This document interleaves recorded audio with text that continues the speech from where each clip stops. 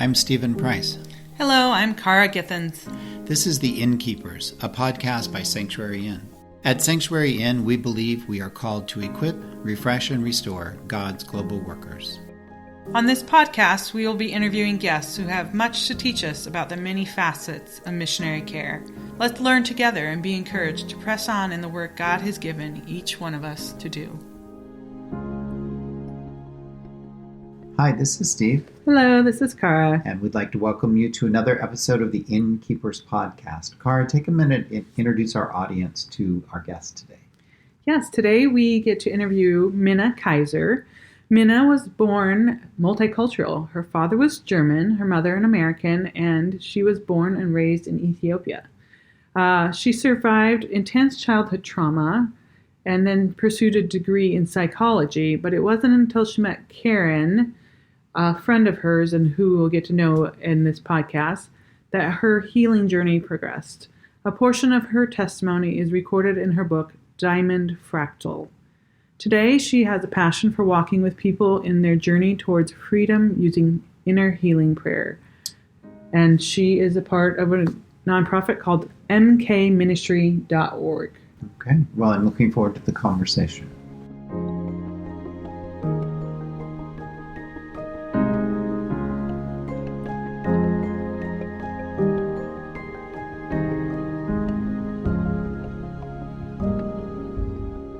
Well, today on the Innkeepers, we have the privilege to speak with Minna Kayser. And Minna grew up in Ethiopia as a missionary kid. And Minna, welcome to the podcast. And would you just share a little bit about yourself and your story with our listeners? Yes, I was born and raised in Ethiopia. My parents were missionaries, of course, under SIM, which is an amazing mission. Right now, I am serving with a nonprofit organization called MK Ministries, and we've been working together for 21 years, Karen, Keegan, and I. And what we do is we try to focus as much on missionaries and missionary kids as possible. We work a lot with local people or somebody who has been referred to us as well.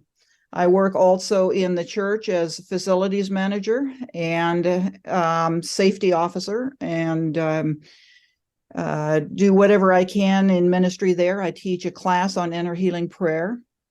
Growing up in Ethiopia was an amazing thing. I loved the different stations that we lived on, but we moved a lot. So there were a lot of goodbyes and hellos and get to know each other.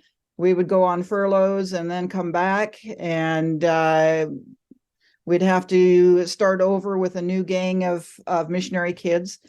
So it was not easy, but I wouldn't trade my past for anything. Yeah. I love the boarding school. I love the school, the country that I lived in, and the only black spot that was there was traumas that I received when I was abused.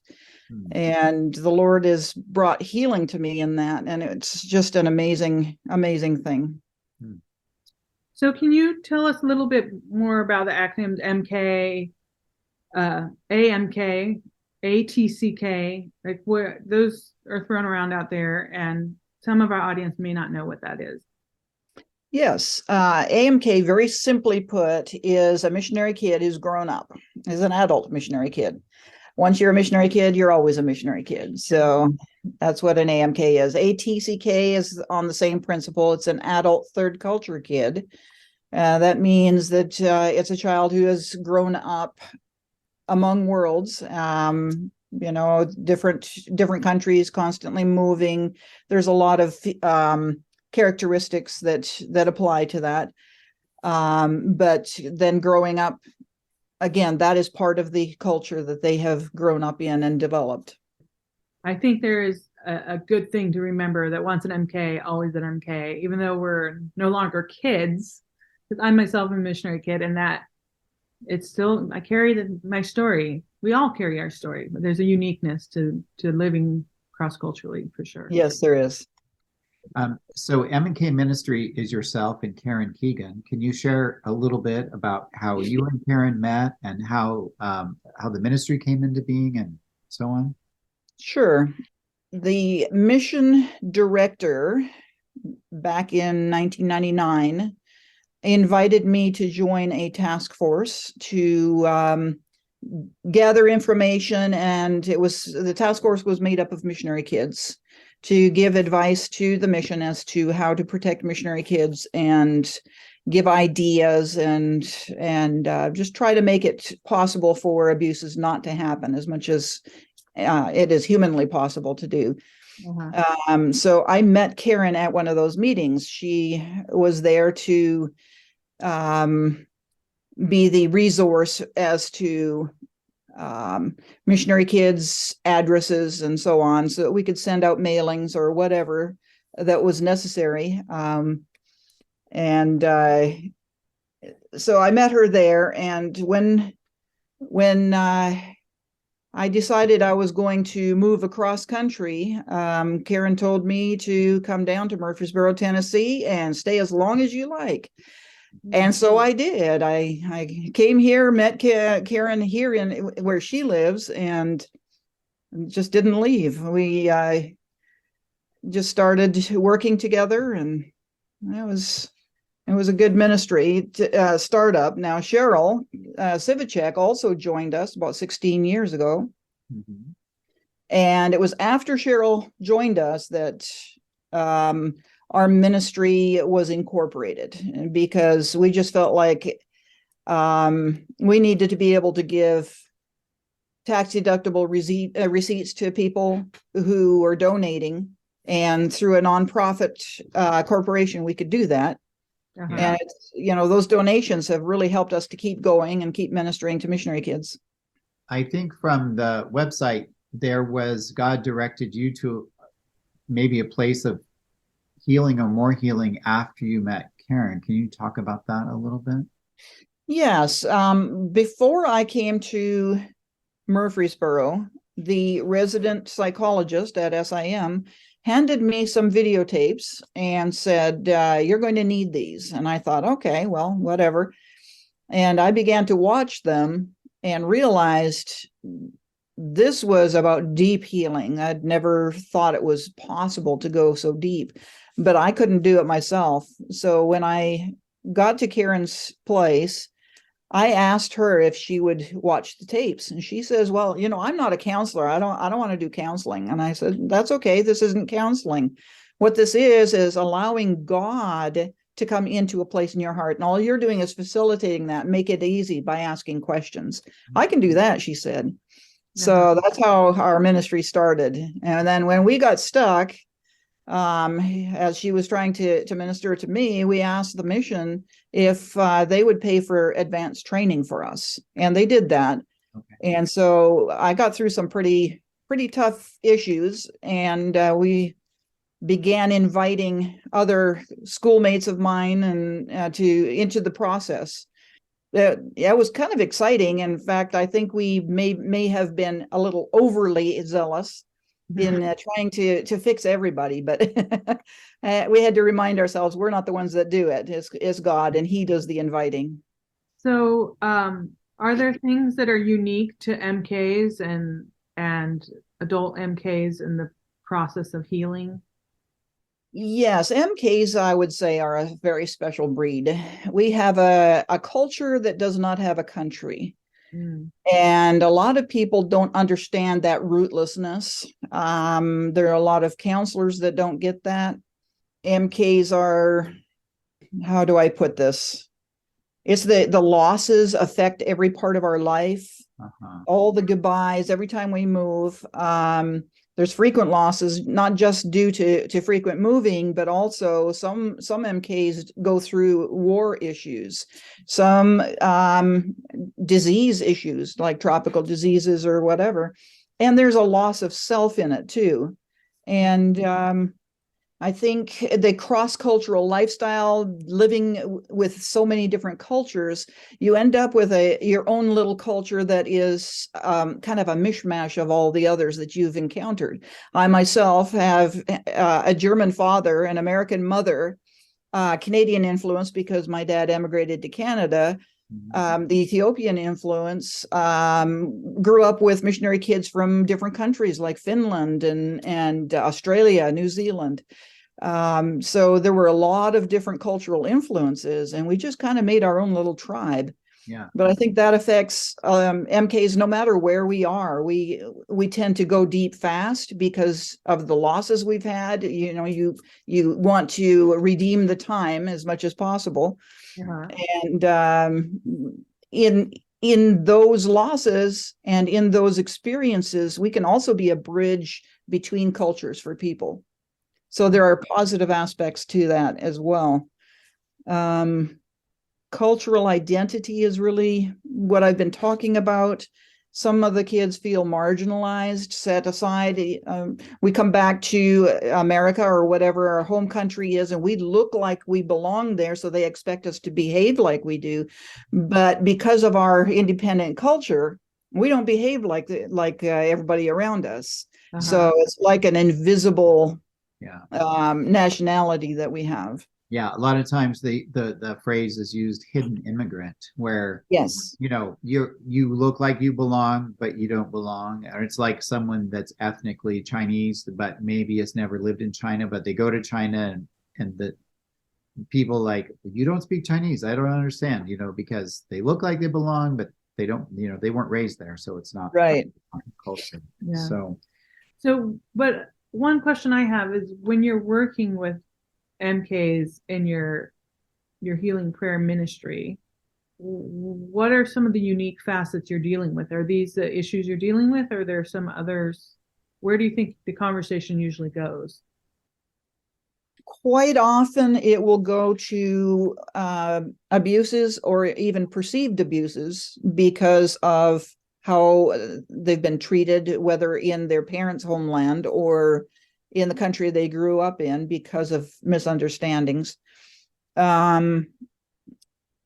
We talk about unresolved grief.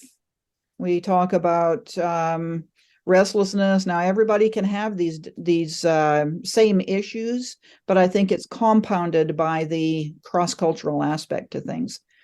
So you mentioned that kind of early on, the two of you were sort of reaching out to other missionary kids you knew. But how do people find you now? I mean, people seem to be finding you on a probably pretty steady basis, but how is that happening? And yes, we don't usually advertise any of our work because we would be overwhelmed. There are periods of time where we're scheduling up to 2 months in advance for people. It's mostly word of mouth. Somebody says, this is what happened to me, you've got to go see these people, or something like that, or they find our book and read it, or whatever. Yeah, there's referral basis.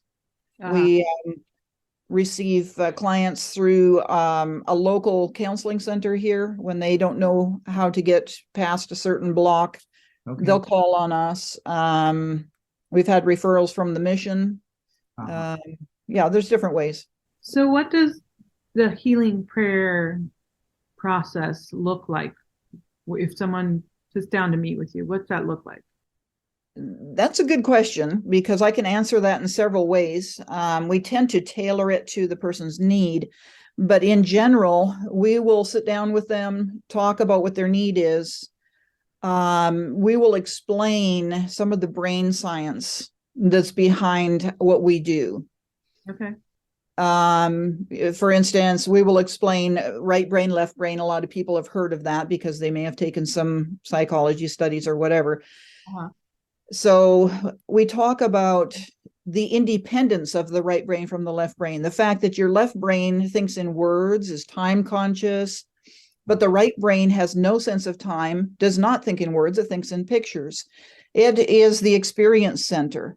So if you're just taking cognitive methods of psychology and applying those to your life, all you're doing is trying to retrain your thinking process, your reasoning, your logic process. Whereas if we can go into the picture center of the brain and then invite the Lord into that place And he ministers then by showing them something that is transformational, because it goes across all parts of their life then, and it sticks. It isn't something they have to work at. Because it's more experientially felt. Correct. Cognitively. Yeah. I'm guessing that it's helpful to have both. Yes. Yeah, so you have to understand what's going on so that you're willing to go there. And the emotion part of the heart and the mind it's really the center for our experiences. So if that part of the brain thinks in pictures and experiences in pictures, in using the five senses, then the Lord is going to minister in that way. If we go into that part of the mind, if we try to logic everything out, you're not going to go to the right part of the brain. Yeah. So I'm guessing that someone will come to you or contact you and say, this is what I'm experiencing or feeling, or this is what my need is. But actually, then possibly, probably, as you pray with them, the Lord brings something else to the surface. And maybe that's the whole picture thing, is like that the Lord actually gives them a picture of something else that, like, oh, this is really the real issue. I thought it was this. This might be a manifestation, but the real issue is something else. Yes, because the thing that we're trying to do is get down to the root of what's causing this. A lot of the issues we have in adulthood are actually rooted in childhood. For one example would be a woman who had a eating disorder and just could not seem to get over this eating disorder, no matter how many places she went for counseling. And just asking the Lord to come in and take you to the root of that, all of a sudden she said, I don't understand this, because that's not a big issue, but this is what the memory was. A child had come and put their finger around her wrist and said, oh, my fingers meet, the tips of my fingers meet, so you must be fat. And she had even forgotten about that. She didn't realize that was actually the source of it. And when the Lord said, that was her fingers, not your fingers, all of a sudden she was completely over it, made a domino effect through her life. Wow. to completely rid her of that eating disorder. Wow. It's a transformational process. Yeah. Are you often meeting with people on an ongoing basis, or is there kind of like the goal is to meet, just trust that God's going to do some healing? And anyway, sorry, is it ongoing, or is it tend to be once or twice? We have clients that have a foundational basis in the right brain with the Lord already. And so any issues that come up, it might be 1 or 2 sessions where they were stuck and they're free. Some who did not have what we call the joy center developed well in childhood, it takes a lot longer to get to the bottom of the issues and work through all of it. So we have clients that maybe we've seen for a year or two. Some I've been working with one for 14 years. And she has made a lot of progress, but she's got a long ways to go because of the depth of the abuse. So yeah, it's all different types, and it depends on what their issue is as to how long it's going to take. So you shared already one story of how God has shown up in the midst of someone's eating disorder and helped them realize what the root cause was. Do you have any other stories of kind of what are some of the root causes that God helps people see? Yes. Actually, I didn't bring the paper, but I had a whole list of them. Okay. I'll try to remember. Yeah. We have had a situation where somebody constantly had migraines, and it turned out that her memories were being stored in her body. That's where she felt it was, in her body. And the Lord comes in and says, it's over. It's not happening anymore. And all of a sudden the migraines stopped. Other people, let's see, another example would be somebody who has constant sense of shame in their life and just can't seem to get over it no matter what they try. And they've worked through a lot of the issues, but somehow the shame just sticks. And when we invite the Lord into that, his answer was simply, it's not your fault. You didn't cause it. Because she had been blamed so much that everything was her fault. So anything bad that happened, it was her fault. So she felt this deep, deep shame. The Lord just lifted that off from her by saying, it's not your fault. Shame is a big one that people come with. So how would you advise someone who senses they might be struggling with issues related to their childhood as an MK?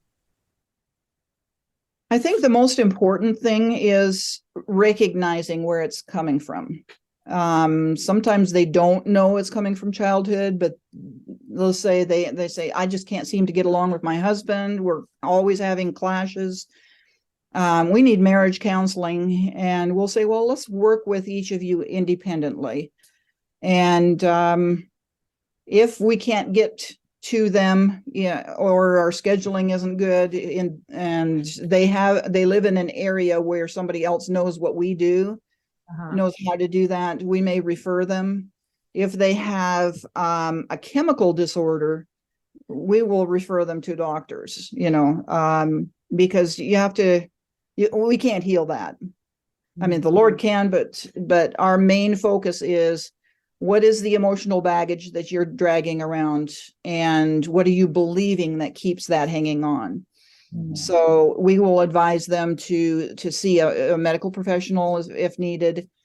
We're limited in our scope. There are certain psychological problems that we cannot cover, but we can deal with the heart and what people are feeling and believing.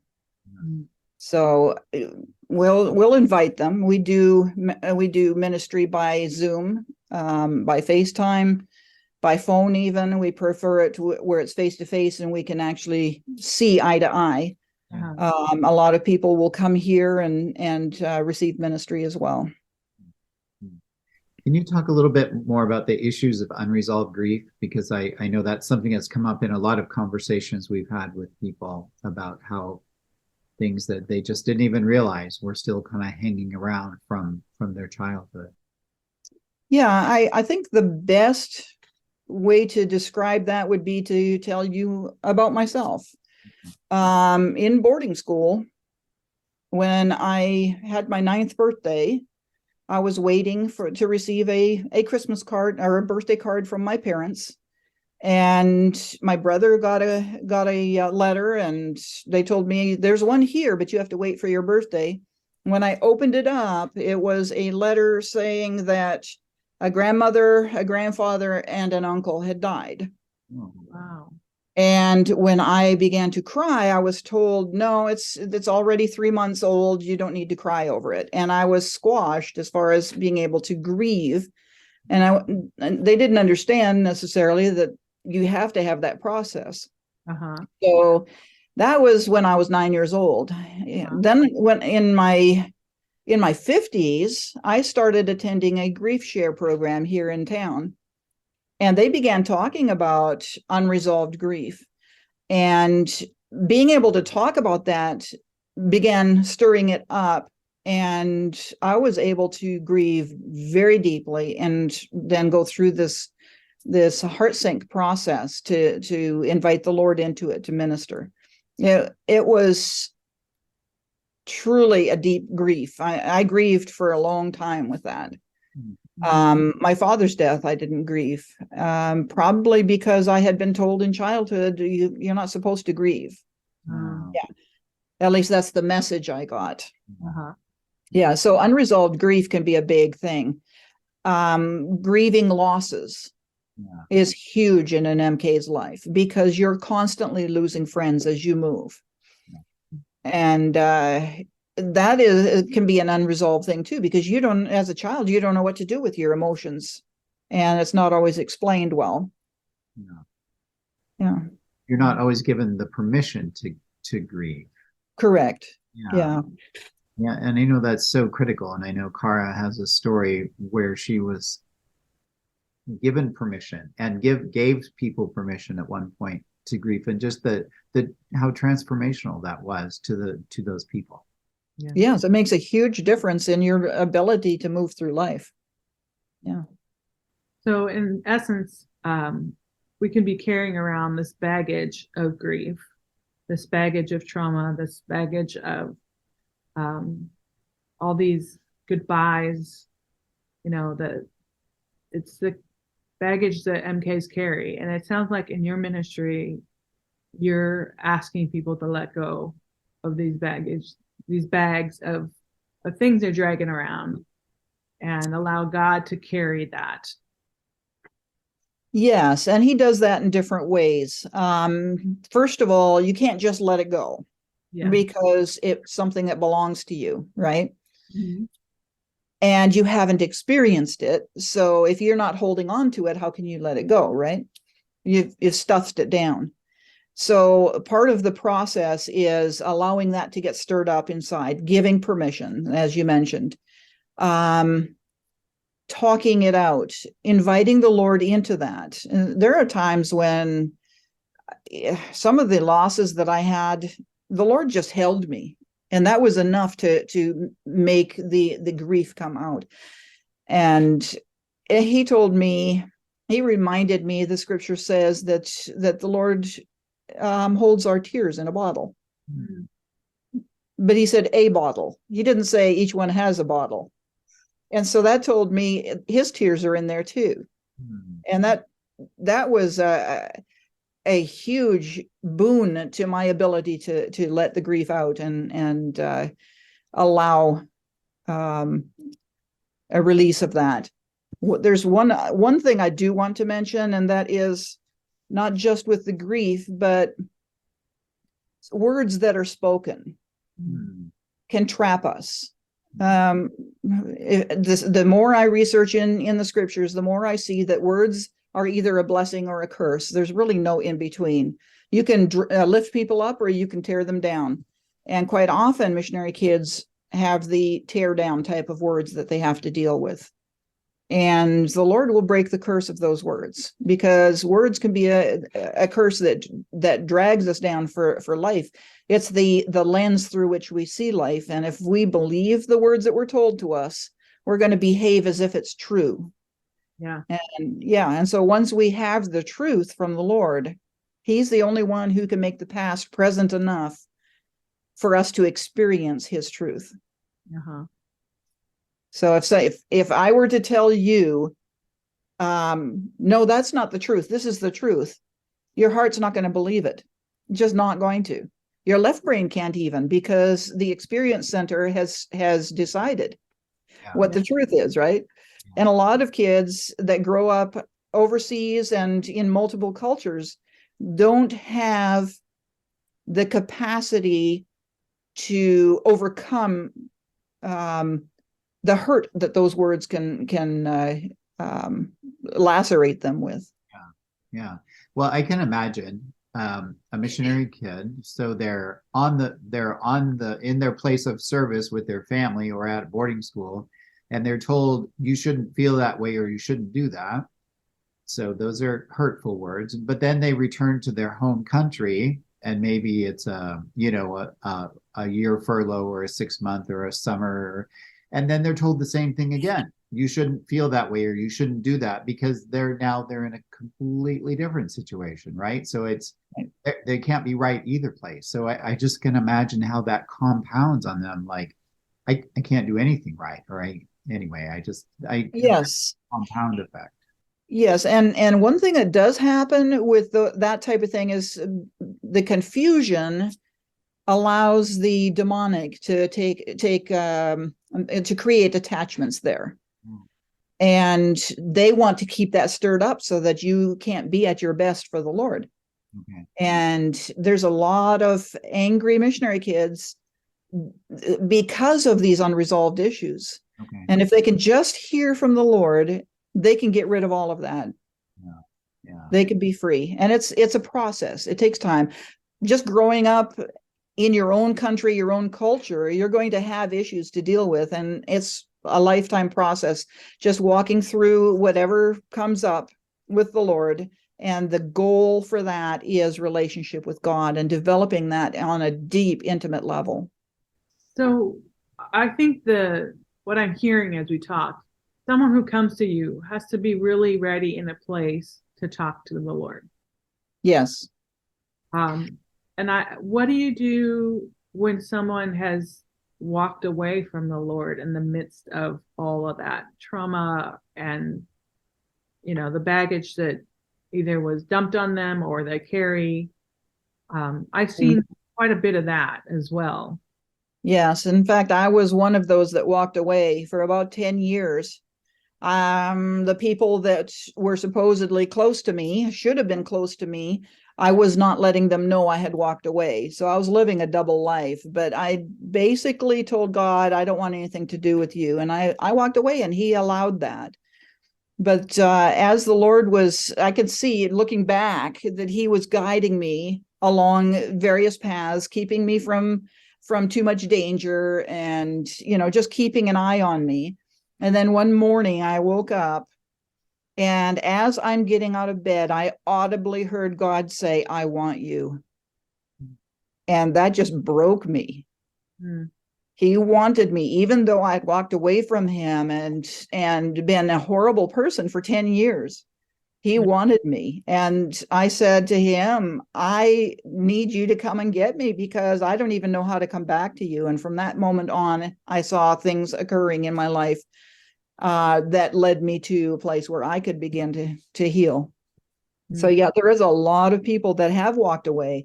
Some of them are very angry. Some of them are very, very hurt. And all they need to know is that God is ready for them when they are ready to come. And he is available. And there is a way to get rid of the pain. God doesn't waste our pain.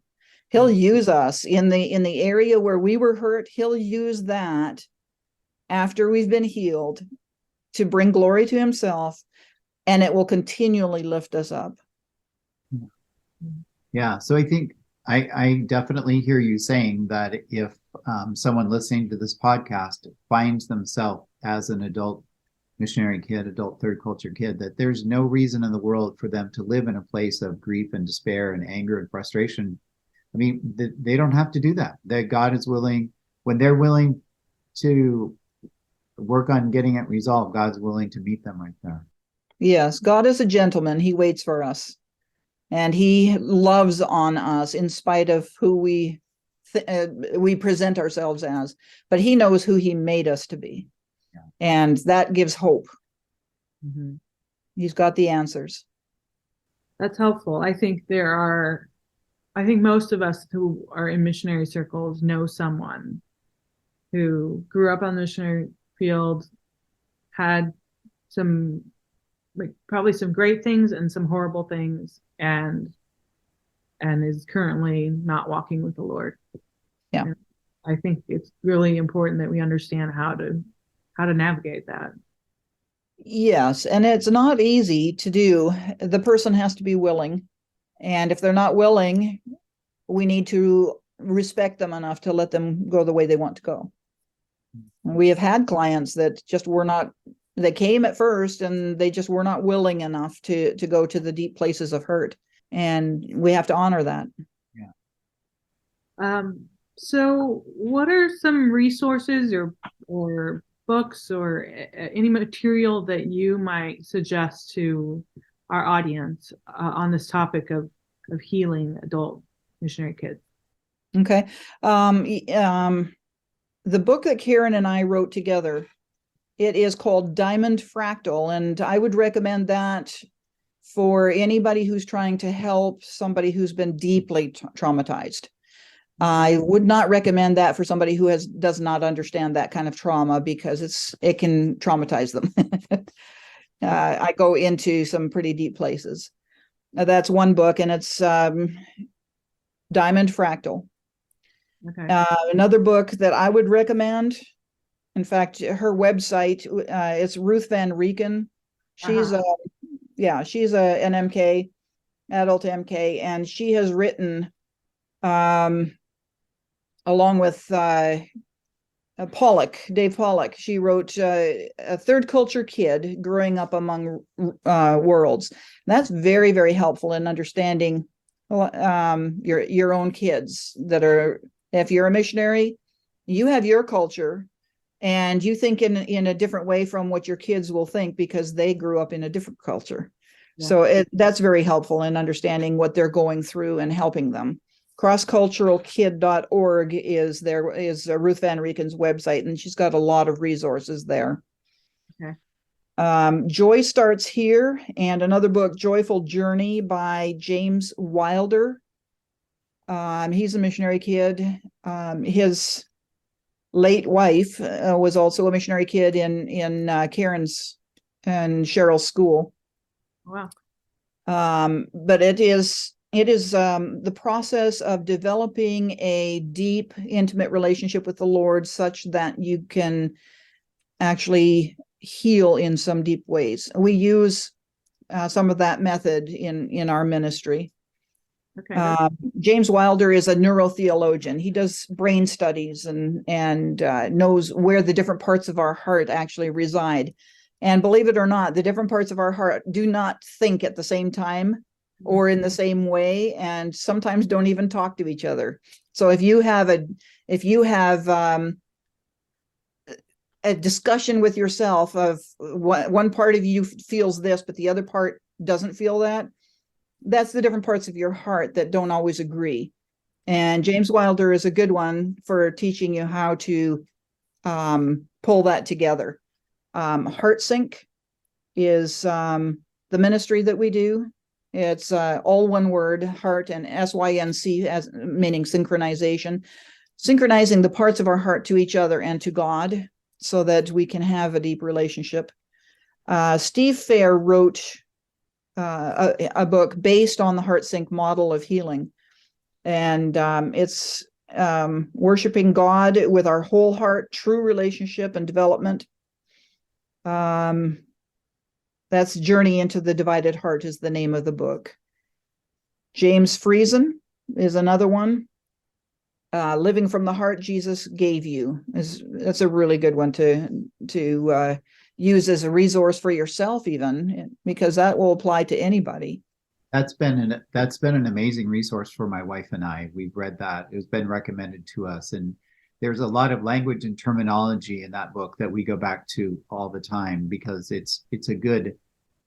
It gives you language. It gives you terminology to talk about what's going on. Yes, and to understand it better. Mm-hmm. So there is hope. God doesn't waste our experiences.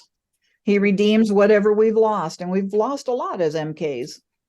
And he knows, he wants to know us, and he wants us to know him. Intimacy is really important to God, and in general, we tend not to be very intimate with God. Yeah, I can see that. Yeah. I think many times one of the messages is do, not be. Right.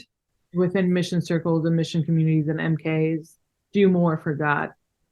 And I think that message trickles down to so much. And then a lot of the intimacy is lost when we're not being, and we're not a person in relationship. We're a doer, a machine. Yes. In many ways. Yeah. Be still and know that I am God. I really think we stumble over that idea of intimacy with God because it's in the Western world anyway. It is more about doing than being. And so I think we can really stumble over that concept. Right. It is good to begin simply by sitting still and waiting on the Lord. Invite him and wait. And it may be that you won't hear or see anything for a while, but if you are consistent in pursuing that, you'll begin to see the Lord working in your heart. It's a good place to start. Well, Minna, we are so grateful for your time today, and you've given us a lot of information and a lot of great resources, which we'll link to on the website. And we're grateful for the ministry of M&K, and maybe there'll be a time in the future when we can have you and Karen together and talk a little bit more. That sounds good. Thank you for having me. Thanks so much for your time today.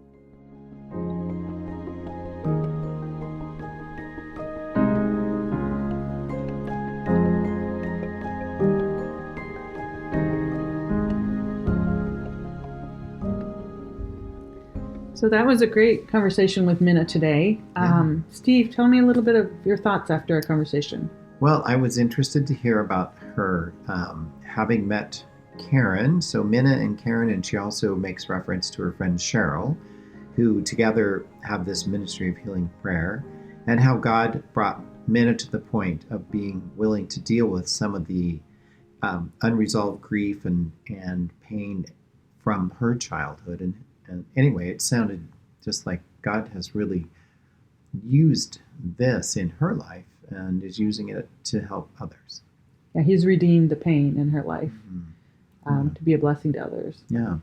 She talks a lot about adult third culture kids and adult missionary kids, and that is their primary audience. And so I would just encourage, if there's listeners out there that are, adult missionary kids, adult third culture kids, that if there's something that struck you today that you might want to communicate with Minna or Karen and their ministry. Yeah, you can find the links to all the resources she mentions and to their MK Ministry in our show notes and on our website as well. I was really just encouraged to hear that there's someone doing this kind of work, because I can't tell you how many adult MKs I have met over the years who have walked away from the Lord or dealing with really deep pain and really aren't sure where to go to get help. And I just am so encouraged someone is doing this work. Yeah, a lot of it seems to revolve around the idea of the unresolved grief, and I appreciate the time she spent on that near the end of the interview. So just encourage people to listen to that. Yes, so thank you so much for listening, and we hope you were blessed and encouraged. Thank you for joining us for the Innkeepers podcast. Our mission at Sanctuary Inn is to equip, refresh, and restore God's global workers. We hope today's podcast was an encouragement to you, or maybe the podcast you heard today, you've been prompted to pass this along to someone you know that could benefit from today's conversation. Creating a podcast is a team effort. Cara and I prepare and do the interviews, and we're grateful for the time that our guests give us out of their busy lives to help us learn more about missionary care. We want to thank Tim Downing for the music he wrote and performed for the Innkeepers podcast. Tim is a very talented musician, and you can find out more about Tim at downingkeys.com. Our podcast is edited by Javier Bolanos, and our website and show notes are prepared by Micah Githens, my amazing husband. You can visit the Sanctuary Inn website to see more of Micah's great work at sanctuaryinn.org. Thank you for joining us on our journey to learn more about missionary care.